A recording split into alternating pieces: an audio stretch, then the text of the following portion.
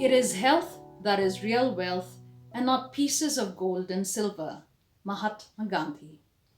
He who has health has hope, and he who has hope has everything. An Arabian proverb. The Department of Sociology commemorates World Mental Health Day today, the 10th of October 2020, by organizing an online program. This day is celebrated to create awareness of mental health issues around the world and mobilizing efforts in support of mental health. The special lecture today is on adolescents, mental health, and social stigma.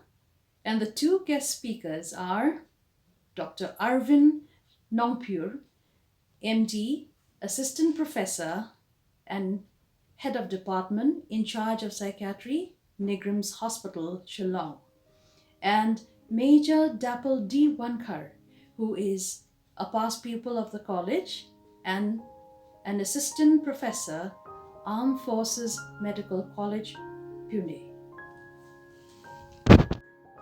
We would like to begin this program with a prayer. I request Ms. Ibadondor Nongse, a student of the Department of Sociology, 5th semester, to kindly lead us in prayer.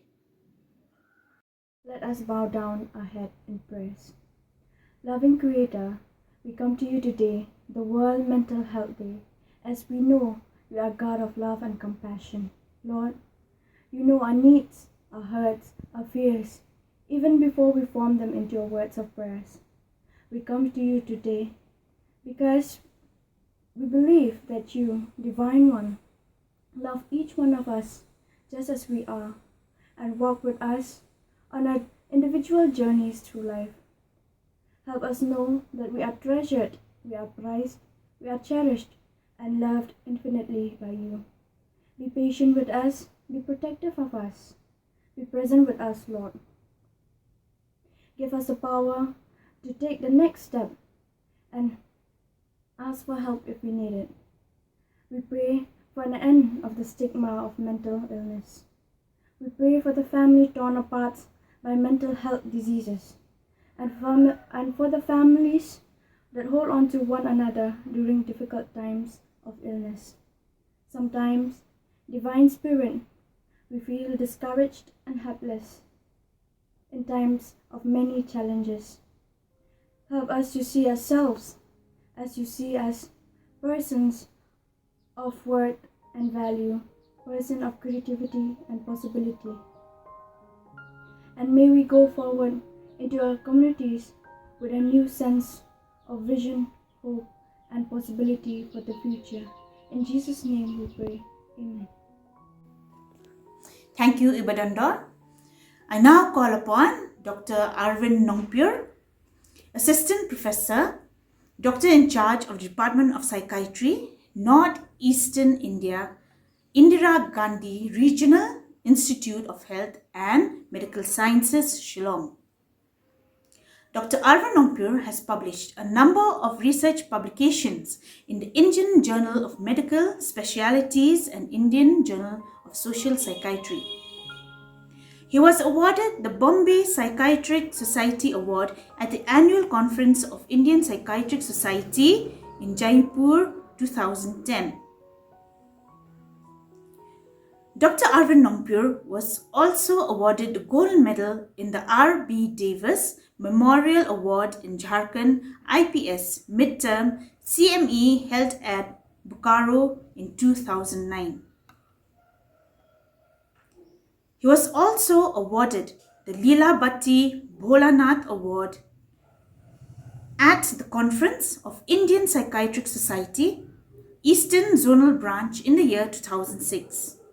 Dr. Arvin Nongpure is also a General Secretary of the Meghalaya State Branch of the Indian Psychiatric Society and a life member of the Indian Association for Social Psychiatry. Good morning, I am Dr. Arvin Nongpure, in charge of Department of Psychiatry, Nigram's. So, I'll be talking on the topic of adolescent mental health. According to the World Health Organization, 1 in 6 people are aged 10 to 19 years of age. So mental health conditions, they account for 16% of the global burden of disease and injury in people aged 10 to 19 years. Half of all mental health conditions start by 14 years of age, but most cases are undetected and untreated. Suicide is the third leading cause of death in 15 to 19-year-old, and the consequence of not addressing adolescent mental health conditions extend to adulthood, impairing both physical and mental health and limiting opportunities to lead fulfilling lives as adults. So, by definition, adolescence is a period of 10 years to 19 years of age. It is a unique formative time. It is a time of where there is a maximum growth and development which occurs, and where a child transitions from to adulthood. So it's a very difficult period of time for any growing child.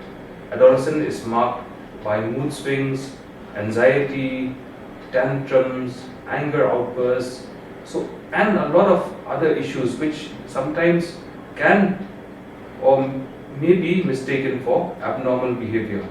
However, according to Margaret Mead, she says that normal adolescence is actually very tumultuous. In India, the majority, almost about 21% of the Indian population are adolescents. So we constitute one of the world's largest adolescent population. So we will see that morbidity and mortality in this age group are mostly due to preventable causes. So what are the mental health determinants in this period? One is that adolescence is a crucial period for development. So maintaining social and emotional habits is important for well-being. So one of these few things that an adolescent should practice are adopting healthy sleep patterns, taking regular exercises, developing coping, problem solving and interpersonal skills, and learning to manage emotions. Family environment is very important during this crucial period, and also the school and college environment. So a supportive environment will go a long way to help the adolescent achieve better purpose in his life. However, 10 to 20% of the adolescents globally experience mental health conditions, yet these remain undiagnosed and undertreated. So the more risks an adolescent faces during his childhood, the more risks he will face mental health issues as an adult. So that's why it's very important that we recognize these risks, we recognize the issues that adolescence has, so that early treatment and intervention will go a long way to help ameliorate most of these symptoms. You see, one of the problems of mental health in a developing child or adolescent is that it occurs in a period of development. When adults suffer from mental health issues, it may be a transient phase, and the adults gradually resume back to his normal pre-morbid or pre-illness condition. However, in a child and adolescent, things may be a bit different, because the child is also growing and development is occurring at the same time. So any mental health issues that can occur in a child or adolescent will also lead to arrest or delay in their development, which will have long-lasting consequences. That is why we need to recognize and also to initiate early intervention in these population. When we see child and adolescent population, there's some differences in the nature of mental health issues that can be experienced by this population. See, when we look at child population, say those less than 10 years of age, we see mostly they can be developmental disorders. So disorders which related, like you can see autism, or we can look at mental retardation, attention deficit hyperactivity disorder, or some learning disabilities. However, when we reach to the adolescent age group, we find more of functional mental disorders which start to appear at this age. Most of the psychiatric disorders, adult psychiatric disorders, if we take a proper history to age of onset, we will find that most of these illnesses they start during the adolescent period. So, however, many of these conditions they remain unnoticed. It could be because the symptoms may be less during that time, or it may be mistaken just sort of like tantrum or some abnormal behavior, irritability sort of thing which can happen in normal adolescents also. That's why professional help should be sought if there's any doubt in the presentation of an adolescent with any sort of behavioral abnormalities. So some of the things that we need to see is that adolescence is a period marked by frequent mood swings, marked by irritability, so marked by argumentativeness, and so on and so forth. So these are normal. It is not right to say that these are also mental health conditions. However, the main thing is that like what we should see is that if teachers or parents notice any change of behavior which is from the normal day-to-day behavior of the child, that is a reason why we should take into account and we should seek help during that time. So one of the things is that most of the anxiety disorders, depression, and also most of the mood of psychosis, they can take its onset during the adolescent period. For example, anxiety disorders. Anxiety disorders as a whole, most of the anxiety disorders, they start during the adolescent period. Some of the anxiety disorders, like which I like to highlight, is like social anxiety disorder, generalized anxiety disorders, panic disorder, agoraphobia. These are some of the anxiety disorders in general, which may link their onsets towards childhood. Especially social anxiety disorders can have lasting impact in the future of the individual. It usually starts as some form of shyness, where like a child, feels shy to talk to people whom they're not familiar with. And it's mainly not that the child is shy. The main problem is that the child will always feel that they will be evaluated negatively by whomever they meet. So it's kind of a fear of this negative evaluation that usually goes on to develop the child to go on to develop social anxiety disorders. Stress, which is very common in day-to-day work, will also play a big role in future development of anxiety disorders. So anxiety as such, it's not problematic, but when the anxiety is way in excess, it can really cause a lot of problems which can hamper the future of the child and adolescent. Childhood depression, which is on the rise, it's also not very much noticeable in a child. You see, the child is still in the developmental stage. The child may not be able to understand like an adult what are the signs and symptoms or what his feelings are. A child may not be able to express his feelings very well. When a child presents with some anger outburst, tantrum, conduct problems, or what you can see as like naughty behavior, people will not think that it is depression. But however, careful evaluation would usually, will point that the child is actually suffering from depression. However, the manifestations of this depression may be quite different than those seen in adults. A typical adult with classic symptoms of depression will experience loss of appetite. However, in a child, there may be hyperphagia. The child will be eating more. Instead of weight loss, there may be weight gain. Instead of lack of sleep, there might be hypersomnia. So all these factors should be taken into consideration because a child's presentation is quite different from that of the adult. We have one more condition, it's a mental health condition known as obsessive compulsive disorder, which usually starts during childhood and adolescence. But the difference is that in adults, usually the obsessions and compulsions, they are a single obsession or compulsion that a patient can have. But when it starts in childhood adolescence, usually they have multiple obsessions and multiple compulsions. So what are these obsessions? These can be repetitive thoughts or repetitive impulses or repetitive images which can occur in the person's or the child's mind despite the child not wanting them to. So in spite of the best effort, they cannot remove these thoughts. They are sort of like automatic. And in order to reduce these thoughts, the child is compelled to perform some behaviors. Suppose, for example, if the child has a repeated thought that his hands are dirty, or if something that he touched has contaminated, so the child will repeatedly wash the hands in order to relieve the anxiety. but this is usually temporary. It's just a temporary relief of the anxiety. And so if this condition is not recognized early, the child will go on to adult and this obsessive and compulsive symptom will be much more severe. So you see, one of the things that early recognition of these symptoms, it is of prime importance. Some of these conditions can also be associated with abnormal body movement, some sort of, we call them stereotype repetitive body movement, which we call them as tics. So there's one condition known as Tourette Syndrome, which is quite commonly associated with obsessive compulsive disorder. So in this Tourette Syndrome, the child has some abnormal body movement or some vocal sounds. So it can be like a motor tic, which is body movement, or it can be like just a vocal where they utter some words.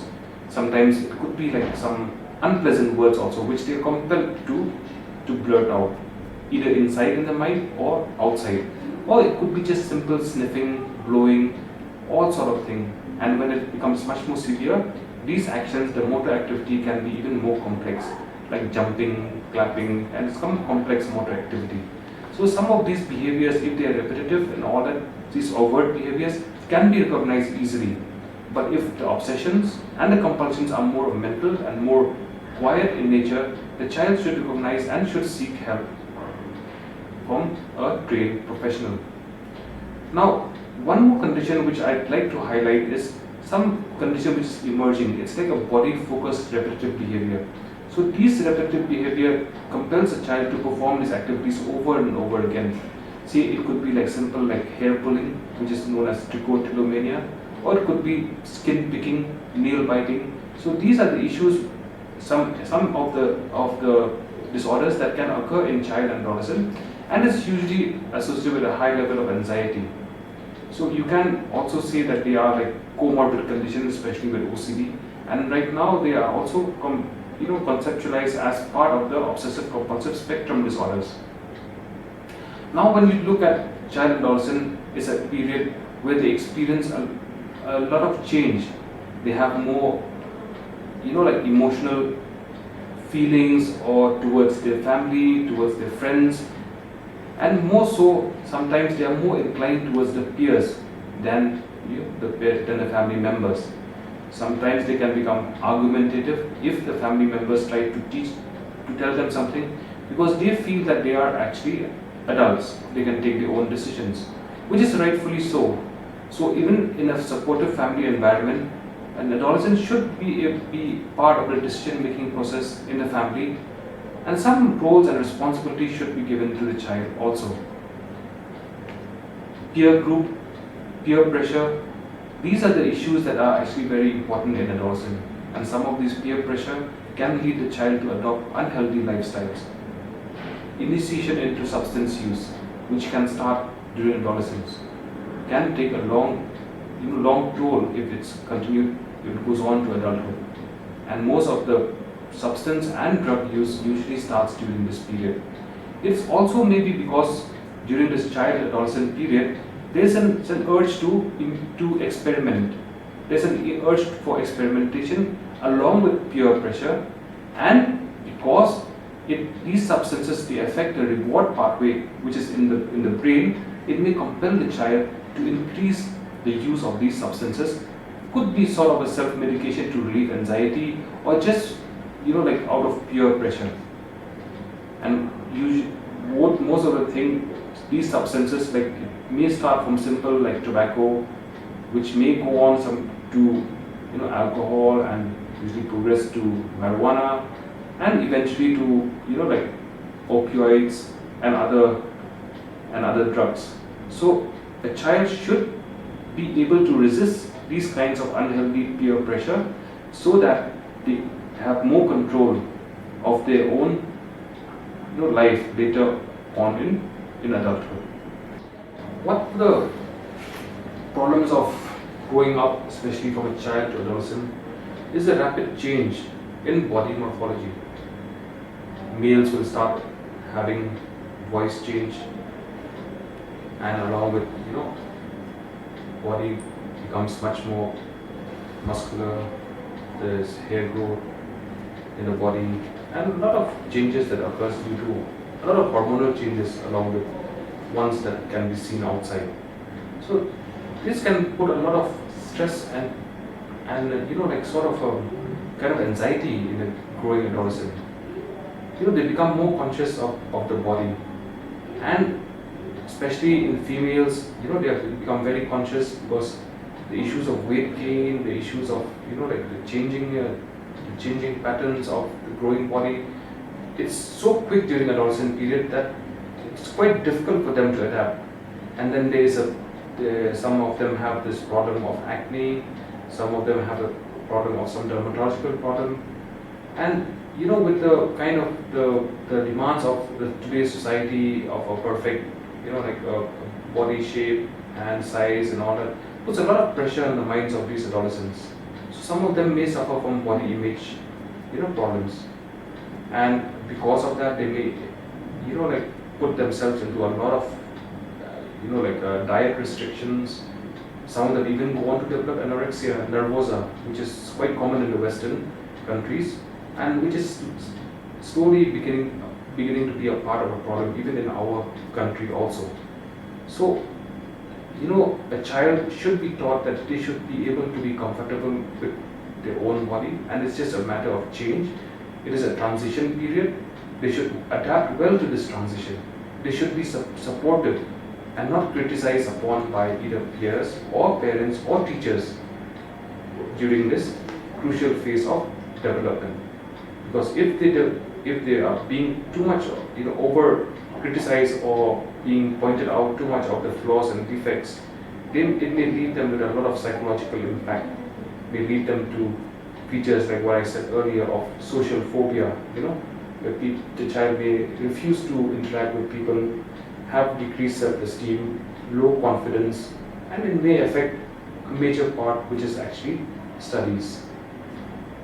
Attention and concentration issues can be problems, especially this is also not only a period of body change and also like hormonal change. It's also a period of great academic pressure.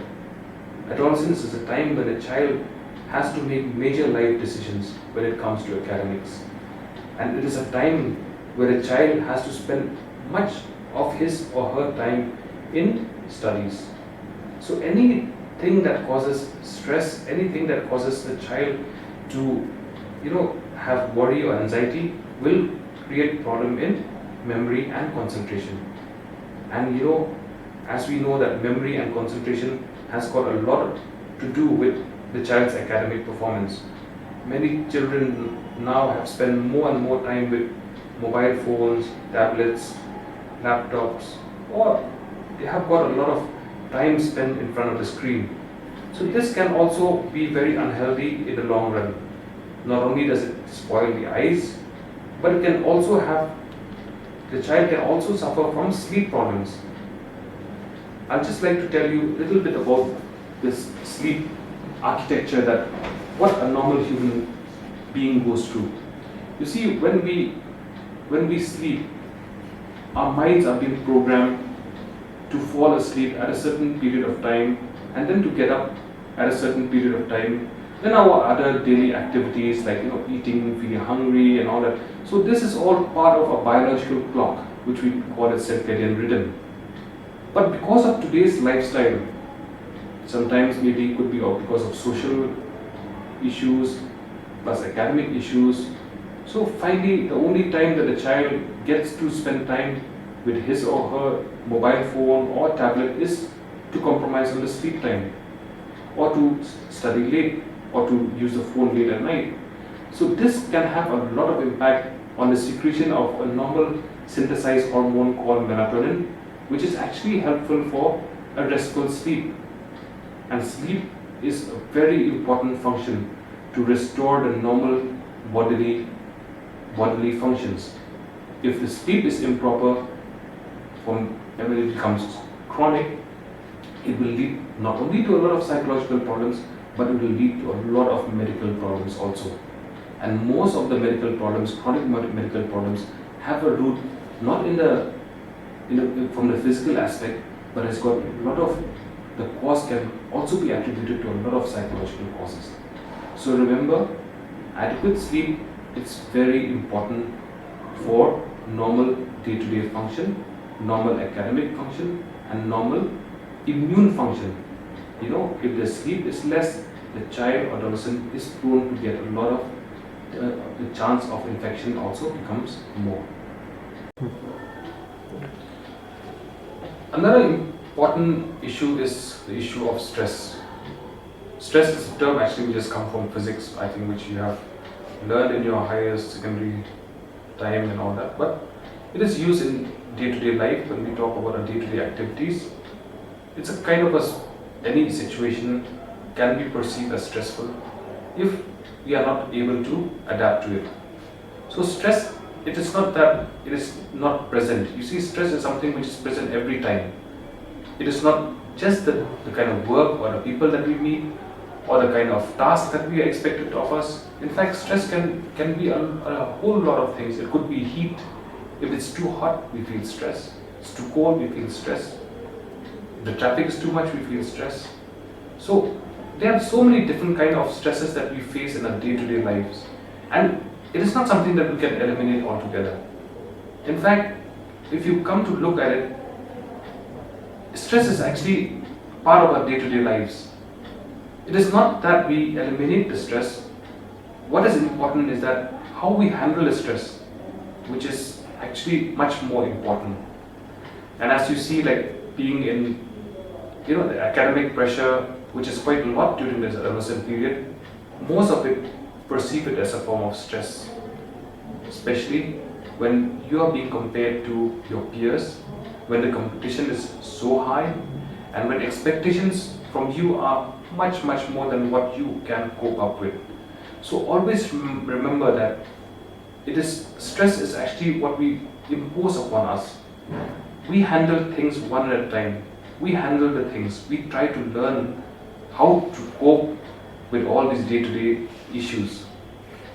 One of the consequences of too much stress is we see the rising cases of self-harm. People resorting to, they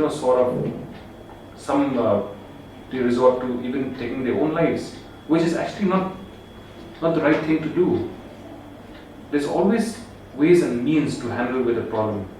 And a problem is something which you need to learn how to handle. And as you grow older, you become much more adept at handling certain situations. Sometimes, if you cannot handle the situation yourself, there are always people who can help you handle with them. You have your family, your friends, your teachers. They are all sort of your support system. The support system is very important in a time of an adolescent who is growing. Not only is the support system important, the idea of having a mentor or something which will guide the adolescent in his day-to-day work, in his academics, in his general life as a whole, also can be very helpful and ameliorate most of the stress and anxiety that the adolescent feels. Stress actually can be sort of temporary or it can be chronic. And a lot of it, I feel, depend a lot on the personality of the individual. As adolescents, your personality has not been fully developed yet. It's only after the age of 18 that your personality starts developing. So stress also is, like how you handle stress depends a lot on your personality. If you are an over anxious person, a person who's like finicky, like things, try to have a perfectionist attitude, stress level can be very high and can lead to anxiety in most of these individuals. So sometimes it is very important that we recognize the stress that we are feeling. What is going on in your mind? How is your body reacting to it? Some of the symptoms or some of the indicators that you are stressed out could be disturbed sleep, lack of appetite, feeling lethargic even if you are not doing anything. So these are the common indicators. Some of you will see that you are having problem in concentrating with your studies. Some of you may have being late for your classes, being late for your other activities which you're not used to, not wanting to talk to your friends as you used to. So these are the kinds of subtle indicators that you should not ignore. when you feel yourself that you are stressed out, and sometimes just talking to someone can go a long way to, to just reduce the stress level that you're feeling. So always remember that stress, it's not something that you can eliminate from your life. It is present, it will be there, it will continue to increase. It's not something which is going to decrease. What is more important is how you handle stress is much more important. And the more you're able to handle, the more better you are at handling even bigger problems which will come in future. So the thing is that it's very important for us to sort of, try to identify whether we are undergoing some problems or not. But it's not that easy. Most of the problems that we are facing, or most of the abnormalities or abnormal behavior that we are doing, we will not recognize it ourselves. Friends, teachers, relatives will be the ones to recognize these things first. So sometimes if you get an advice from a friend and all that, about your behavior, you should always listen to. Or if your teachers tell you something, then you should pay heed to, because they are the ones who care for you. So when the question is, when should you seek psychological help or professional help? Most of the time in adolescent period, it is a time of turmoil, like I said earlier. So most of these problems, they are temporary and they disappear over a period of time. But if the problems become severe, if it starts affecting the academics, if it starts affecting your peer relationship or relationship with your families and friends, then that is a good time where you can talk to someone. Most of the schools and colleges nowadays, they have got their own counselors, and it's a good idea where counselor you can talk to them, help them recognize what the problem is. And most of the time, these kind of issues can be resolved there and then itself. It's a myth that when they say that, not only a myth, it's kind of a stigma. When a person visits a psychologist or psychiatrist, there's a lot of stigma attached with it. Gradually, this stigma, especially in the Western countries, it's coming down, because people have learned to accept the fact that visiting a psychiatrist or psychologist, it could be just from normal, day-to-day issues. It could be just maybe a lack of sleep or headache, So it's not that visiting a psychiatrist or a psychologist means you have serious mental health conditions. And people should not look down on someone who has some mental health issues. You should be supportive. And the counselor or whom you visit, if they need more psychological or more professional, more specialized kind of, or maybe they feel that they need medication, they can always refer you to a psychiatrist who can help with your problems in a better way. So always remember that getting help doesn't always mean taking medicines. There are various forms of treatment available even without medicines. Psychotherapy is actually the preferred choice of treatment for child and adolescent age group. It's only when they don't work or when you feel that they need some medications, then only we will prescribe medications. We are going through a very difficult situation with this pandemic, COVID-19, where most of the schools and colleges worldwide have been shut, and students are having to resort to online classes. In fact, some of the students or children in villages, they don't have access to internet, and they have had a lot of loss, especially some of them when it comes to academic. And for those who have regular online classes, it puts a lot of strain, because we are not used to this kind of life. It has brought us to adapt in a very different way. In fact, it should be noted that many of us have adapted to it in a very positive way. And the good thing is that many of the students who are not well adept or who didn't know anything about how to pursue their academic through online means have now become much more conversant, much more comfortable with the online course. Some of them have been given online examinations. So all these changes has taught us to adapt and to grow with the changing times.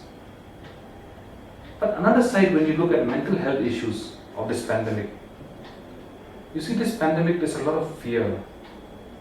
Fear of contracting or getting infected with the virus.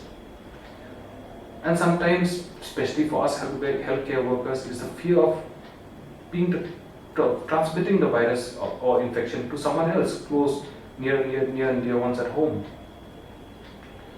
So anxiety levels actually is on the higher side all over. Be it the things that you're restricted to your home environment during the lockdown, going outside, it puts us, some restriction on meeting with our friends and families. So all these things have an added, social impact which we cannot see, and the impact which can be on our psychological well-being is also we cannot measure at the present time. We really don't know what is the long-term impact of the current situation that we are facing. And adolescence is a period of growing and development. So the adolescent and who are growing at this time, of course, adolescence also a time where they cope very well with a changing environment as compared to adults. You'll see young children are much more better when it comes to adopting technology as compared to our older generation folks at home. So you see, this could be in a way productive, or in a way it could hamper the academic life of an individual. How we handle the stress, how we handle the anxiety on our day-to-day lives actually has got a lot of role to play in the future course of this pandemic. We see that this pandemic also has made us to change our behaviors. We have to move out of the house only by we have to wear masks, wash our hands repeatedly, use sanitizers repeatedly, and also we are expected to maintain distance from one another. It has brought us something which is a change which we have not been taught, which we have not used to. But we have to do it for the sake of our families, of our elderly people, and for the sake of those who are actually much more vulnerable of getting serious consequences from this disease. It also brings us to a point where, of responsibility. Adolescents are the future of the nation. See, what I'd like to say is that we are all living in a very difficult time. Never in our lifetimes have we undergone such a major change in our day-to-day lives. We are being restricted to our homes, restricted from meeting friends and families, restricted from other social activities. So all this, and the fear of getting infected from COVID-19, the fear which is not only from individual, but the fear is also among the communities, among villages. All this has put a lot of immense stress on each and every individual. Some of them have coped well, others are experiencing increasing rates of anxiety and stress. Some have even developed depression, and some also have developed repeated thoughts and worry about their own health, sort of increase in the body checking behavior. Every time they feel as if like they have got a symptom, the more they read about it in social media, newspapers about a symptom of coronavirus, the more they feel themselves also to be suffering from it. So all these kind of psychological impact are yet to be understood fully.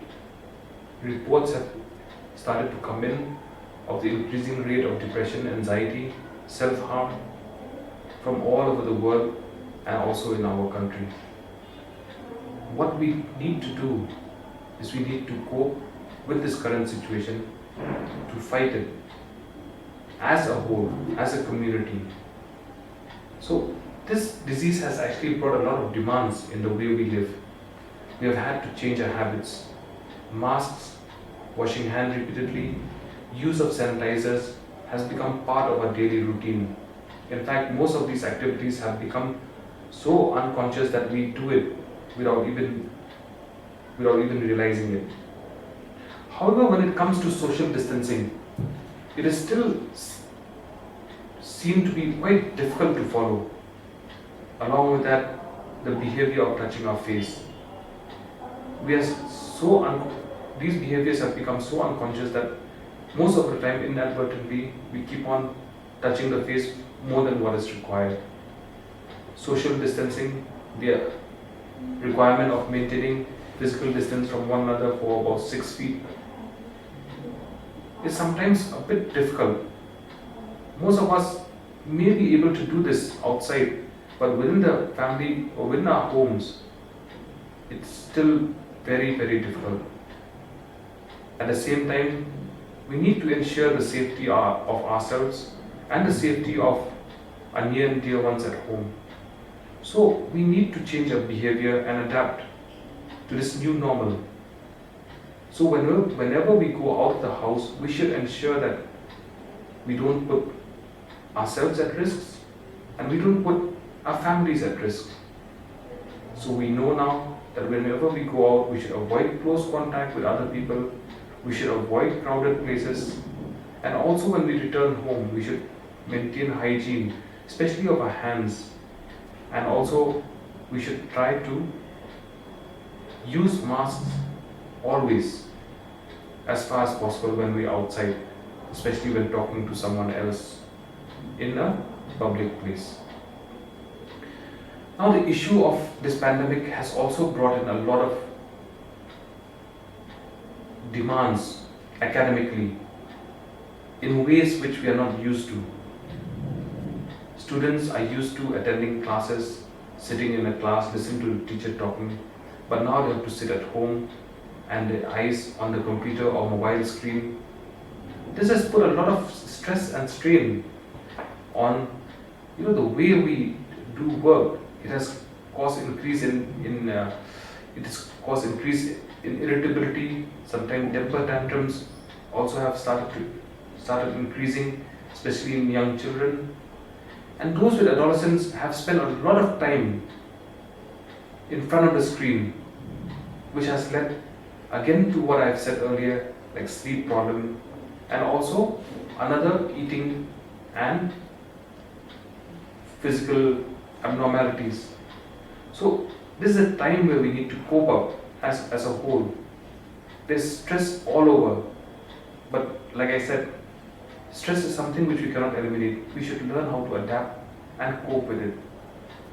I know by now most of us have been able to cope up in some way or the other, yet the fear remains.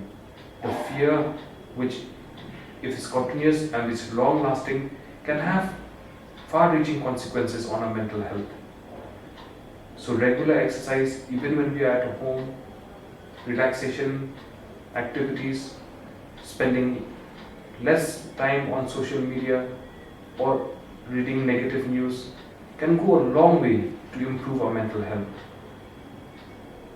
Inculcating ourselves towards some creative activities, or maybe which could be as simple as gardening or playing music or cooking, could help improve our mental health and stay positive. So it's always better to have a positive energy from inside for our mental health. And even a single daily routine of physical exercise will help you improve your mood, your emotions, even your thoughts, from pessimism and negativism to positiveness and hopefulness. So with this, I thank again each one of you for your patient listening. Thank you. Thank you, Dr. Arvind Nongpure, for your speech. It has really helped us to understand the various stages of mental growth of an individual from the time of infancy to adulthood. We also thank you for giving us points and tips on how to cope up with the present pandemic. Our second speaker for today is Major Dapple D. Wankar, who happens to be a past pupil of Synod College. She is now an assistant professor at the Department of Psychiatric Nursing, Armed Forces Medical College, Pune. Major Dapple D. Wankar was awarded the General Officer Commanding in Command in 2010, the Youth Sena UN Medal in 2018, and Force Commander's Commendation UN Mission in 2019. Major Dapple D. Wankar also served as a UN diplomat on deputation to South Sudan from 2017 to 2019. She is presently a PhD scholar in forensic psychiatry. Good morning, everyone, and greetings to you all on the occasion of the World Mental Health Day. It's an honor for me to be sharing a few thoughts today on the occasion of the World Mental Health Day, and I thank the Department of Sociology and Principal of Synod College, Richard Sir, for inviting me in, and most importantly, for understanding the value of investment in mental health. I am an alumni of this very own college, that is Synod College, and would have loved to be sharing my thoughts in person amidst you all. However, the consequences of the pandemic has made us adjust to the new now, that is the virtual world. Mental health is one of the most neglected areas of public health, and a look at its snapshot shows close to 1 billion people are living with a mental disorder. About 3 million people die every year from the harmful use of alcohol. One person dies every 40 seconds by suicide. 1 in 4 families is likely to have at least one member with a mental disorder. And at present, billions of people around the world have been affected by the COVID-19 pandemic, which is having a further impact on people's mental health. This year's World Mental Health Day on 10th October comes at a time when our daily lives have changed considerably as a result of the COVID-19 pandemic. The past months have brought many challenges for healthcare workers providing care in difficult circumstances, going to work fearful of bringing COVID-19 home with them. For students, adapting to taking classes from home with little contact with teachers and friends, and anxious about the futures.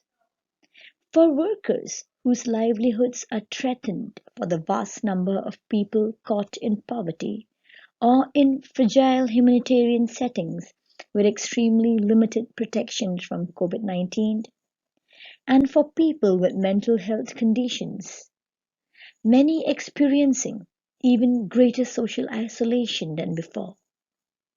And this is to say nothing of managing the grief of losing a loved one, sometimes without even being able to say goodbye. This is why the goal of this year's World Mental Health Day campaign is increased investment in mental health, or mental health for all, greater investment, greater access. Dr. Tedros Adhanom Ghebreyesus, the Director General of the World Health Organization, said, World Mental Health Day is an opportunity for the world to come together and begin redressing the historic neglect of mental health. We are already seeing the consequences of the COVID-19 pandemic on people's mental well-being, and this is just the beginning. Unless we make serious commitments to scale up investments in mental health right now, the health, social, and economic consequences will be far-reaching. We all know that mental, physical, and social health are vital strands of life that are closely interwoven and interdependent. What is mental health? Mental health refers to the maintenance of successful mental activity.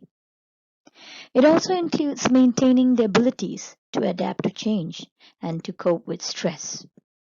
This includes maintaining productive daily activities and maintaining fulfilling relationships with others. Mental disorders, on the other hand, are any illnesses with significant psychological or behavioral manifestations that is associated with either a painful or distressing symptoms or impairment in one or more important areas of functioning.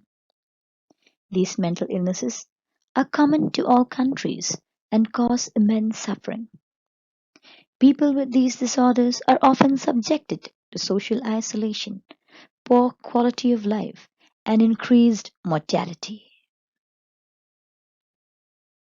Mental illness can occur when the brain or part of the brain is not working well or is working in the wrong way. When the brain is not working properly, one or more of its six functions will be disrupted. Thinking, perception, emotions, signaling, physical and behavioral, all these are affected. Thus, symptoms like thought disorders or problems in attention and concentration, extremely emotional outbursts, sleep problems like insomnia, hypersomnia, etc., can be seen through the manifestations.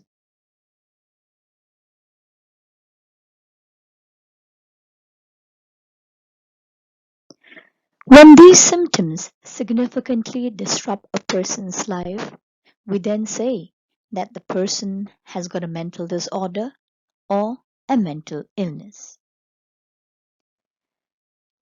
Well, the causes of mental illnesses are complicated, but to sum up, we can say that genetics combined with environmental factors leads to brain disorders.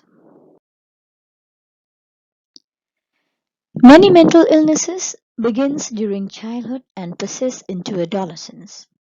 Some of them includes attention deficit hyperactivity disorder, autism spectrum disorders, generalized anxiety disorders, and many more.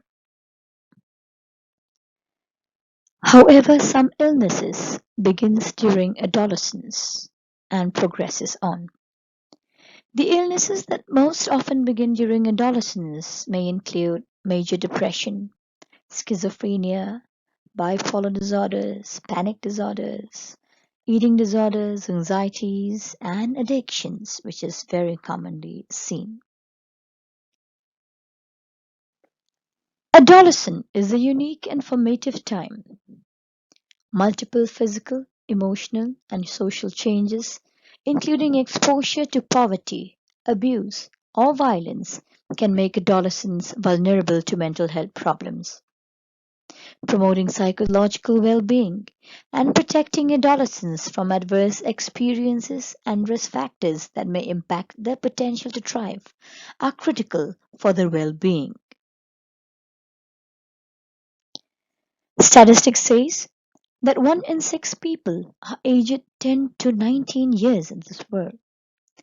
Mental health conditions account for 16% of the global burden of diseases and injury in people aged 10 to 19 years.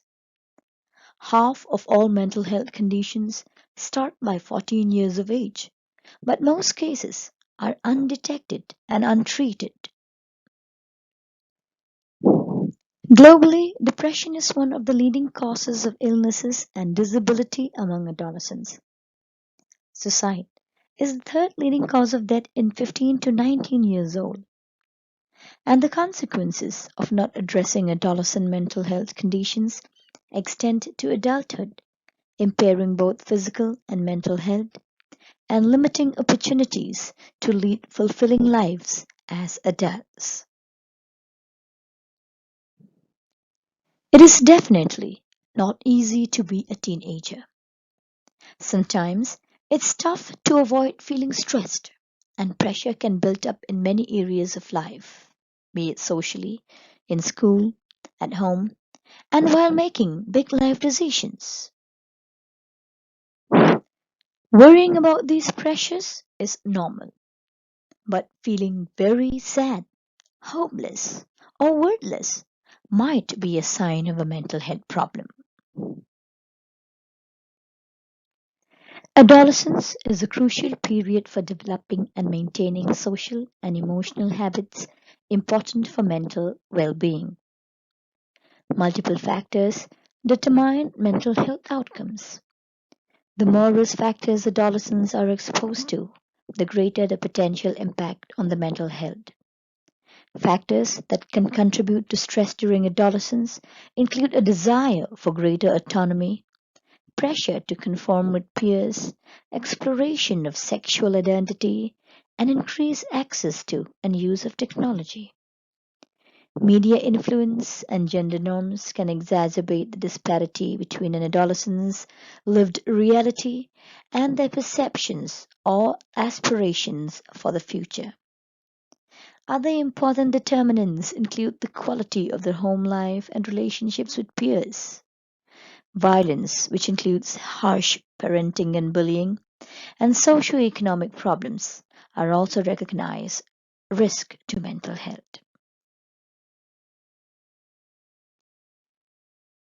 The common adolescents' mental health issues are the following: emotional disorders.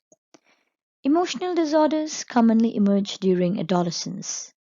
In addition to depression or anxiety, adolescents with emotional disorders can also experience excessive irritability, frustration, or anger.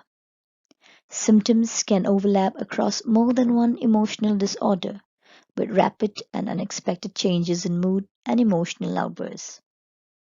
Younger adolescents may additionally develop emotion related physical symptoms such as stomach ache, headache, or nausea.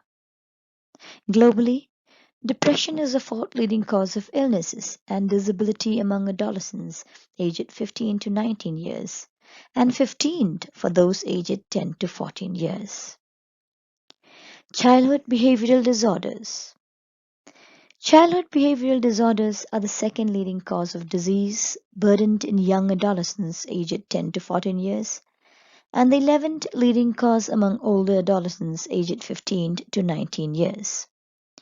Childhood behavioral disorders include attention deficit hyperactivity disorder, which is characterized by difficulty paying attention, excessive activity, and acting without regards to consequences, which are otherwise not appropriate for any person's age.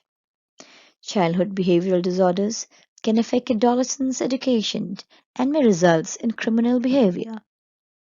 Eating disorders. They commonly emerge during adolescence and young adulthood. Eating disorders affect females more commonly than males.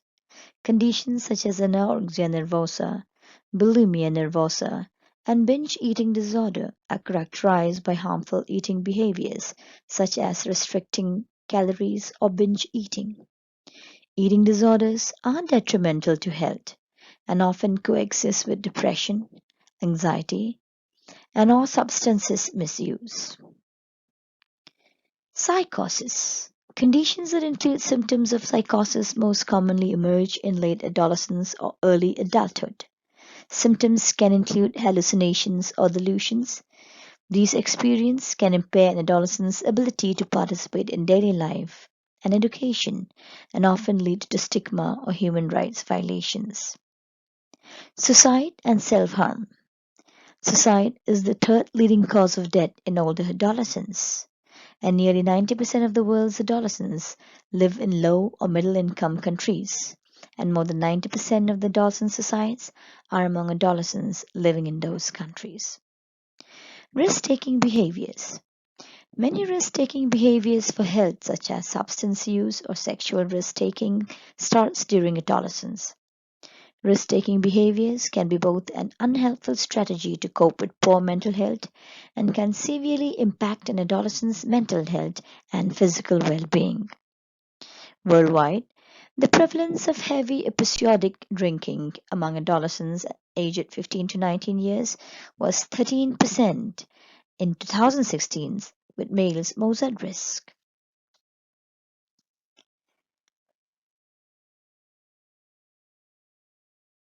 Remember that mental health problems can be treated. If you feel very sad, stressed, or worried, it might help to talk to someone about how you are feeling.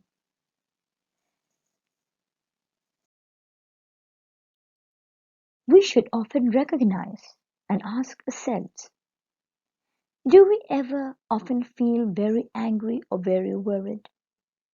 Do reckless things that could harm ourselves or others? Feel grief for a long time after a loss or a death? Do you think that your mind is controlled or out of control? Do you use alcohol or drugs? Do you exercise? Do you diet? Or you binge eat obsessively? Do you hurt other people or destroy property? If you feel any of these things, it might help to talk to a parent, teacher, school counselor, or a physician as early as possible. It's high time that we stop isolating ourselves, but rather dare to care and stop the ignorance given to mental afflictions. Before we move on to understand stigma, let's see, till now, what does your picture of a mental illness look like in your mind? Is it angry or destructive people? Is it dangerous or violent people? Do you think that they are people with low intelligence or low income? Are they the people who have weak character? Or you think that people with mental illnesses are all the same and can't be helped? If these were your thoughts, then wow, you have absolutely no idea of what mental illnesses is. Let's take a look at the real picture. First, let's take a look all those myths that you believed are true. If you're thinking that people with mental illnesses are violent and dangerous, then you are wrong. As a group, they are no more violent than any other group. In fact, they are far more likely to be the victims of violence than to be violent themselves. If you believed that people with mental illness are poor or less intelligent, then you are wrong. Many studies show that most have average or above average intelligence. Mental illness, like physical illness, can affect anyone, regardless of intelligence, social class, or social income. Recognize some of these personalities and tell me, have you heard about any of these poor and stupid people who have depression or bipolar disorders, while we being wise and intelligent are nowhere? Most of you may be thinking that mental illnesses is a single and rare disorder. You are wrong again. It is a broad classification for many disorders such as anxiety, depression, schizophrenia, personality traits, eating disorders, and organic brain disorders. These can cause misery, tears, and missed opportunities for thousands of people. Some may think that mental illness is caused by personal weaknesses. No doubt you're wrong, because a mental illness is not a character flaw. It is an illness. It has nothing to do with being weak or lacking willpower. Nobody chooses to become ill and cannot just snap out of it. It's time to look at some of the real facts about mental illness. Society puts enormous pressures on people who are getting so stressed. It is making them depressed, or even worse. The media often distorts the truth, using mental illness to create spectacular situations and stories which are fake. Wouldn't it be nice if we understand what the real facts were instead of all the myths that have been hanging around in our heads?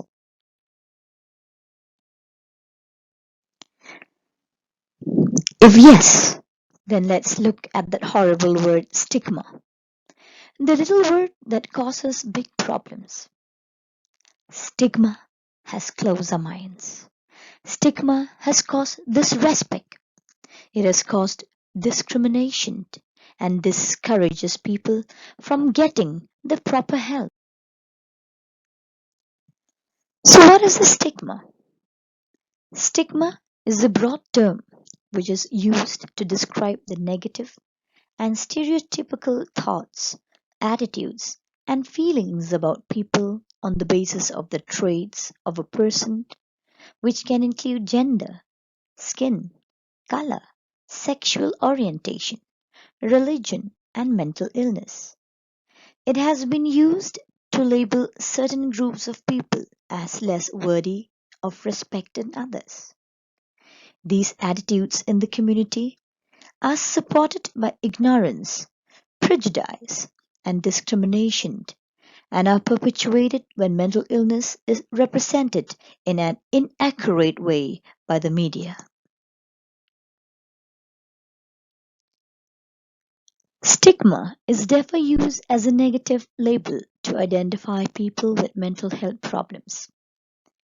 It thus has its roots in fear and misunderstanding. Stigma can be overt and subtle. An overt stigma, for example, is making negative comments about people with mental illness or discriminating against them, while a subtle sign is believing and perpetuating the many destructive myths about mental illnesses, such as the idea that people with mental illnesses are violent or dangerous. Thus, stigma can lead to discrimination. The main difference between stigma and discrimination is that while stigma is considered to be an opinion or judgment held by individuals or society, if these prepositions are acted upon, these actions may be considered to be discriminatory. So, discrimination may be obvious and direct, such as someone making a negative remark about the person's mental illness or his treatment. What is this mental health stigma? Mental health stigma can be divided into two distinct types. Social stigma, which is characterized by prejudicial attitudes and discriminating behavior directed towards individuals with mental health problems as a result of the psychiatric label they have been given. And perceived stigma or self stigma, the internalizing by the mental health sufferer of their perceptions of discrimination, and perceived stigma, which can significantly affect feelings of shame and thereby lead to poorer treatment outcomes. Causes of stigma can be because of ignorance or misconceptions or misperceptions about the cause or onset of the diseases, cultural factors or belief system. This is all about the myths and misunderstandings of the disease again. Media. Stigma in the media is especially harmful because the media plays an important role in shaping and reinforcing community attitudes that is spreading wrong information. For example, cinematic depictions of schizophrenia are often stereotypic and characterized by misinformation about symptoms, causes, and treatment. Fear. People fear the unknown outcome of the condition. the condition itself, and the burden of care. Lifestyles such as smoking and other drugs use, and the act being seen as shameful. Lack of treatment facilities, and the presence of inadequate preventive facilities. Lack of information systems, lack of education to both professionals and to the general public.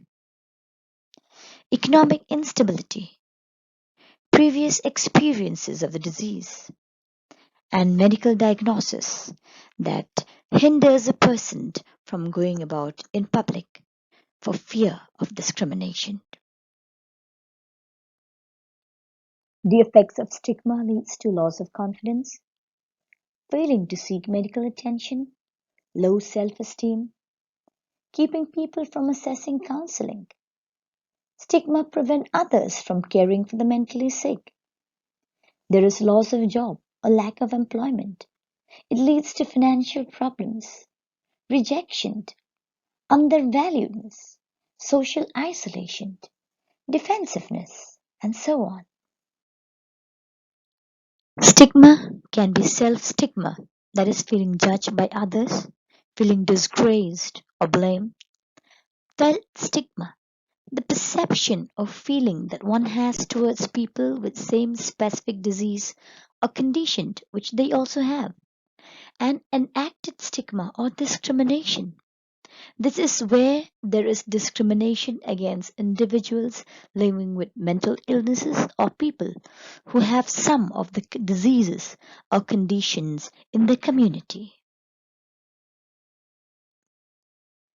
Stigma manifests itself in physical, social, verbal, and institutional terms.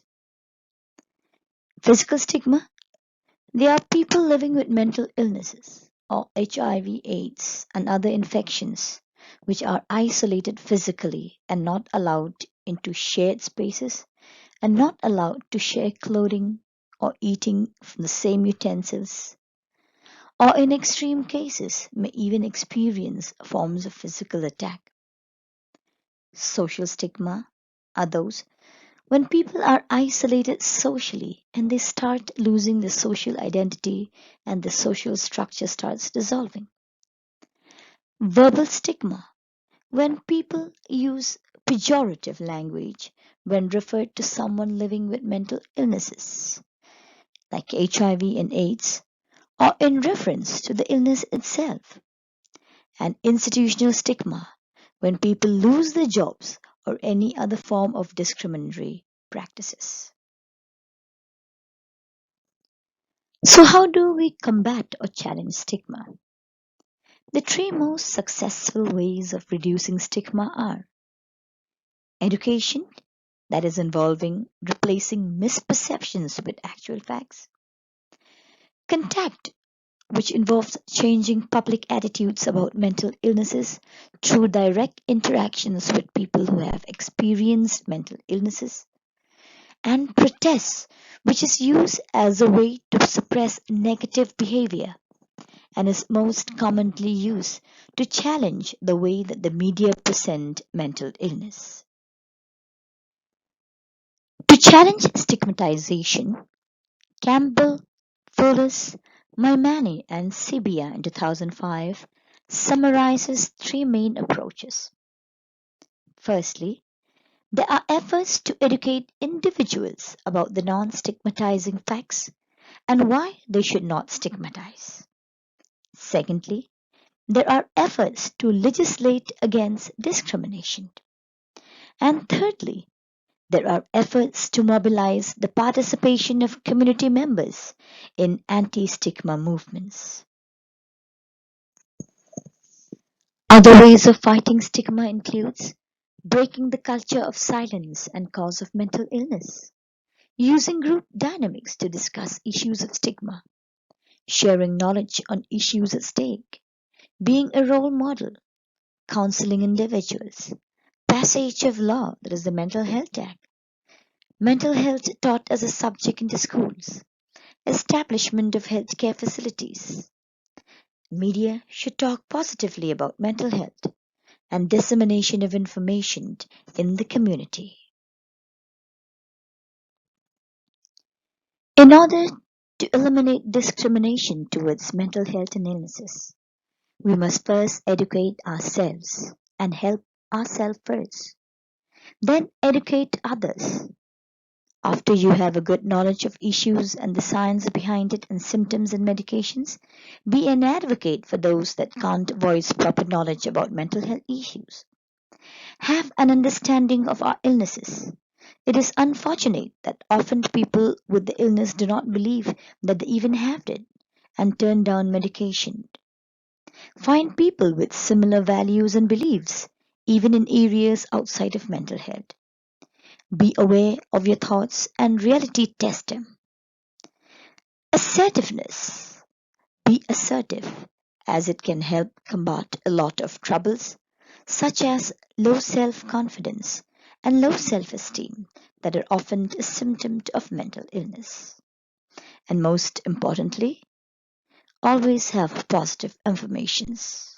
Remember, we are not alone. We have choices, and we can have a say. After listening to all this, let's now draw a real picture of the mental illnesses. Are you ready?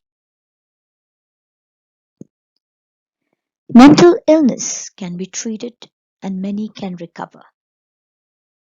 Looking at someone with a mental illness should be no different than someone with a physical illness. Illnesses are illnesses, be it physical or mental.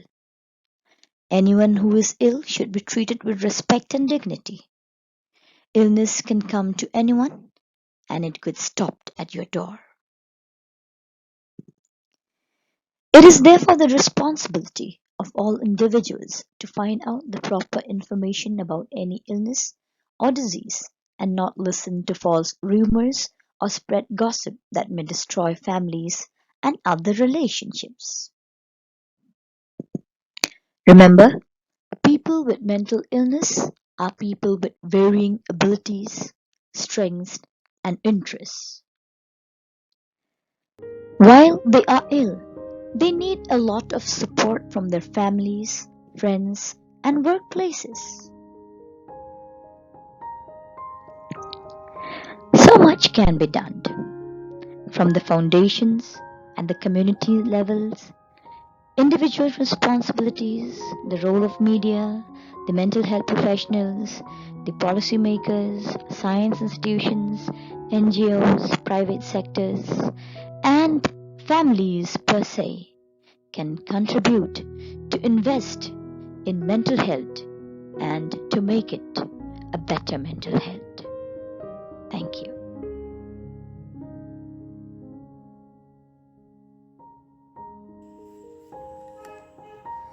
Thank you, Major Dapple Diwankar, for enlightening us about the different types of stigma associated with mental health and how we as an individual can help those who are suffering from mental illness. As you come towards the end of the program, I would like to request Ms. C.A. Carcentive to kindly give us the vote of thanks.